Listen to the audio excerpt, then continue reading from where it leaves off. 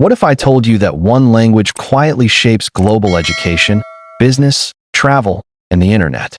Not because it's the most beautiful, not because it's the oldest, but because the modern world needed a common voice. That language is English, and its global dominance wasn't accidental. The world speaks more than 7,000 languages, each one carrying culture, memory, and identity. Yet today, when people from different nations meet, they rarely speak their native tongues. They speak English. How did one language rise above thousands? And why does the world still rely on it? This is the story history rarely explains. Point 1. A global bridge. As the world began to shrink, not physically, but through trade, travel, and technology, nations that once lived worlds apart suddenly found themselves face to face. Ships crossed oceans faster. Ideas crossed borders instantly. Businesses expanded beyond their homelands. But progress revealed a new problem. People could now meet, but they couldn't always understand each other. When a Nigerian negotiates with a Japanese entrepreneur, when a German engineer collaborates with a Brazilian startup, brilliant ideas risk dying, not from lack of value, but from lack of a shared voice. The world needed a common ground, a neutral meeting place for language. English stepped into that role, not because it was perfect, not because it belonged to everyone, but because it was already present in trade routes, diplomacy, education, and technology. It became the language most people could reach, even if it wasn't their first. And slowly, almost unintentionally, English became the bridge, connecting cultures that might never fully merge, but could finally understand each other well enough to move forward. Point 2. Language of knowledge. As science and technology advanced, the race to understand the world accelerated. New ideas were no longer local. They crossed borders, continents, and oceans.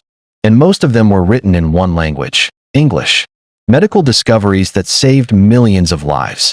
Engineering breakthroughs that reshaped cities. Academic studies that defined how we understand reality. From journals to textbooks, from conferences to online databases, English became the default language of global knowledge. To understand the modern world, you didn't just need curiosity or intelligence, you needed access to English. Those who spoke it could learn in real time. They read the research as it happened. They built, tested, and innovated without delay. Those who didn't had to wait. For translations, for second-hand explanations, for knowledge to arrive late. And in a fast-moving world, late often meant left behind. Quietly, without force or decree, language became a gatekeeper. Not deciding who was capable, but deciding who got there first. This video is not claiming that English is superior to other languages. Every language carries its own history, culture, and meaning. English is discussed here only as a global tool for communication and access, not as a replacement for indigenous, local, or native languages. Point 3. Business and opportunity. As global trade expanded, speed and efficiency became everything. Companies no longer operated within one country. They crossed borders, time zones, and cultures. Contracts had to be clear. Meetings had to move fast. Emails had to be understood instantly. Technology had to scale globally. One shared language made that possible. English became the default language of international business, not because it was perfect, but because it was practical.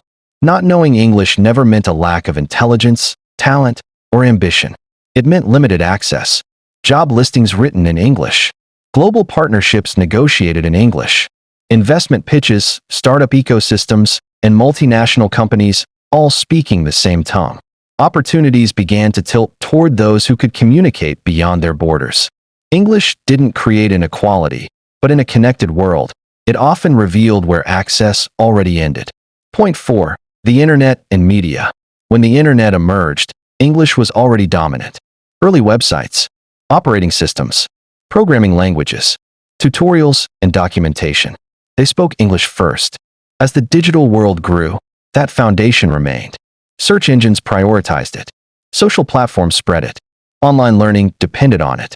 To participate fully online, you didn't just need access to the internet, you needed to understand English. Without it, you weren't just missing content. You were missing conversations, opportunities, visibility. In a world where ideas travel at the speed of a click, language decided who was heard and who stayed silent. Without English, You weren't just offline. You were invisible in the global conversation. Point 5. Travel, safety, and diplomacy. In airports around the world, announcements are made in English. Air traffic control relies on it. Pilots in towers share one language, not for preference, but for safety. Across borders, international organizations conduct meetings in English. Diplomacy depends on precision, and misunderstanding can carry consequences. In moments of emergency, when seconds matter, English is often the language people reach for first. Not for comfort, not for identity, but for clarity.